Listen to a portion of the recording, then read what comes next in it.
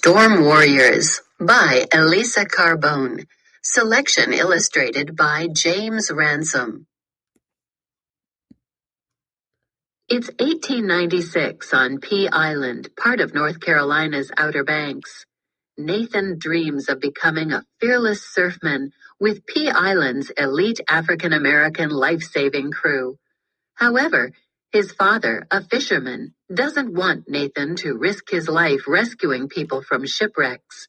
Nevertheless, Nathan studies medical books and learns critical life-saving skills. Then a hurricane hits the Outer Banks. The E.S. Newman runs aground in the storm. This is Nathan's chance to help the surfmen. As the storm rages, he begins to realize that knowledge is as important as bravery. I stumbled forward and caught my balance on the side of the beach cart. I faced the sea and the wind. There was the sunken ship, hardly 30 yards from us. She was a mass of dark hull and white torn sails against the foaming sea, rocking on her side, her cabin and much of her starboard already demolished by the heavy surf. As I stood with my mouth open, panting, the wind blew my cheeks floppy and dried my tongue. A cheer went up from the sailors aboard the ship. They'd spotted us and had high hopes that they would soon be rescued. I expected to hear the command, "Action," to begin the breeches buoy rescue, but heard nothing. It took me a moment to realize what Keeper Etheridge must already have figured out. Our equipment was useless.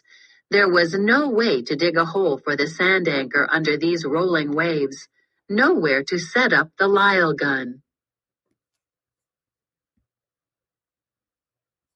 That's when I heard Mr. Meakin's voice above the din of wind and surf.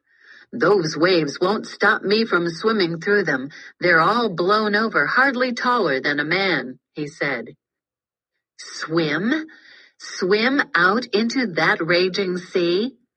I stood rigid and watched as Mr. Etheridge pulled a large-sized shot line out of the beach cart and helped Mr. Meakins tie it around his waist. Mr. Pooh was tied in as well, and the heaving stick, attached to its own line, was secured to Mr. Meakin's body. The wind shoved at me and buffeted my ears. It was unthinkable what these men were doing. Violence swirled around us, a deadly churning mix of wind and sea, and these two surfmen were walking into it. "Man the ropes," shouted Mr. Etheridge. "One of them goes down, we'll haul them both back in." Mr. Meakins and Mr. Pooh were dark forms against the white foam, plodding into the surf. Powerful waves smacked them in the chest. They ducked their heads down and pushed forward. I watched with a sick feeling in my stomach as the realization crept over me. I would never be able to do what these men were doing. The words of their motto ran through my head. "You have to go out, but you don't have to come back."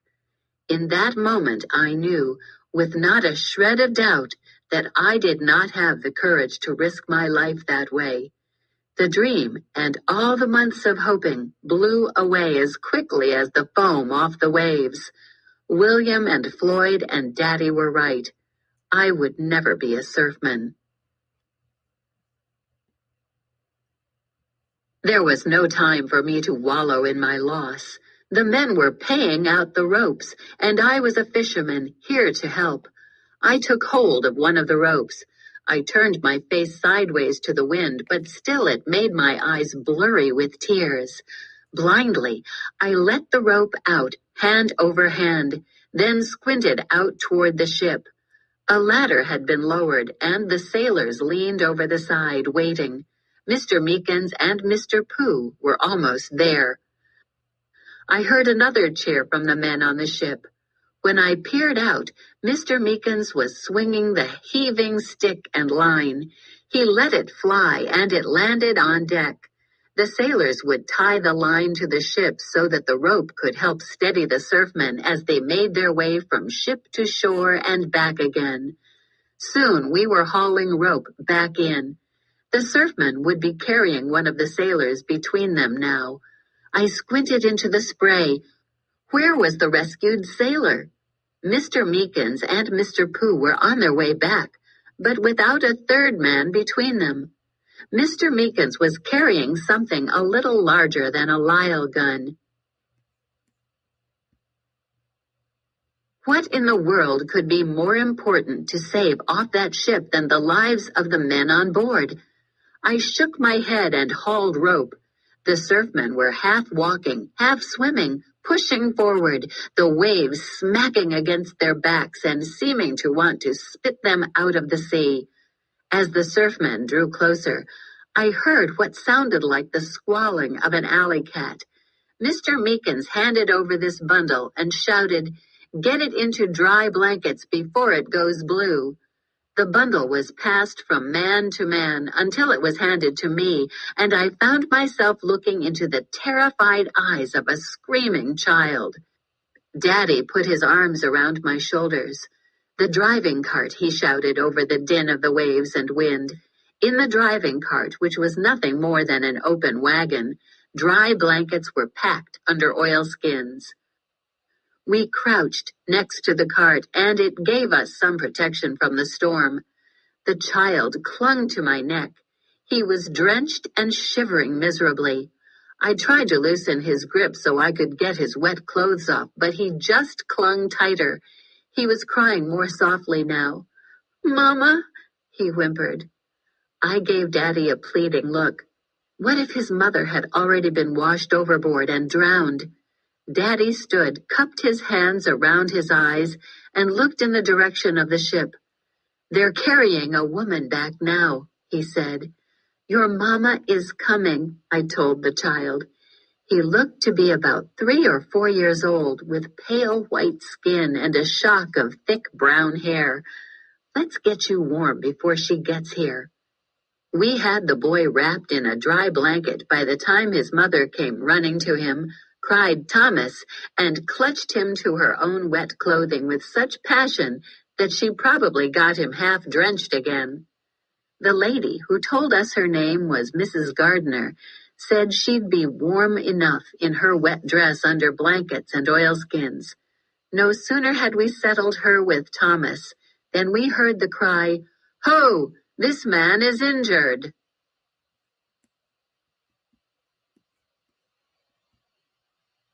I ran to see.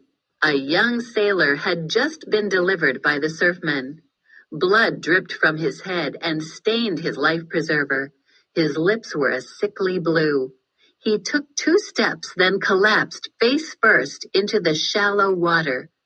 Mr. Bowser dragged him up by his armpits and pulled him toward the driving cart. "George, take over my place with the ropes," he shouted to Daddy. "Nathan, come help me." The sailor looked hardly older than me, with dirty blonde hair that had a bloody gash the size of a pole bean running through it. "Treat the bleeding first, then the hypothermia," I said as I recalled the words from the medical books, and they comforted me with their matter-of-factness. Mr. Bowser grunted as we lifted the sailor into the driving cart. "You did study well, Nathan," he said. Mr. Bowser sent me for the medicine chest.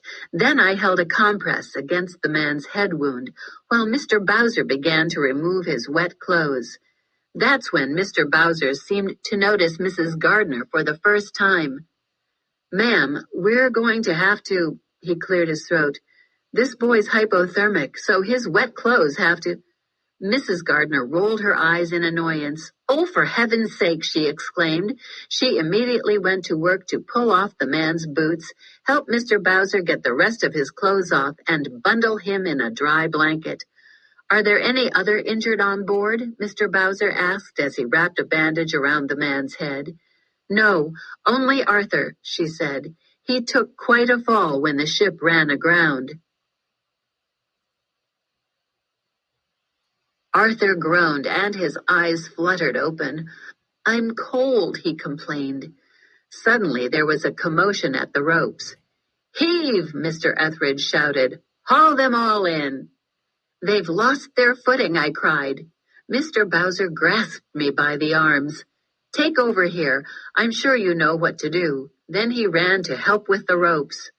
My hands felt clammy and shaky, but once again the words from the books came back to steady me. Rub the legs and arms with linseed oil until warmth returns. I rummaged in the medicine chest, found the linseed oil, and poured some into my palm. "This will warm you, sir," I said loudly enough to be heard over the wind. Arthur nodded his bandaged head and watched nervously as I rubbed the oil into his feet and calves, then his hands and arms. He gave Mrs. Gardner a quizzical look. "Ain't he young to be a doctor?" he asked her. She patted his shoulder and smoothed the hair off his forehead. "He seems to know what to do, dear," she said. "I am warming up," he said. I lifted the lantern to look at Arthur's face and saw that his lips were no longer blue. Just then, a tall white man appeared, dressed in a captain's coat, his long hair flying in the wind. He reached up into the driving cart and pulled Mrs. Gardner to him, pressing his cheek against hers.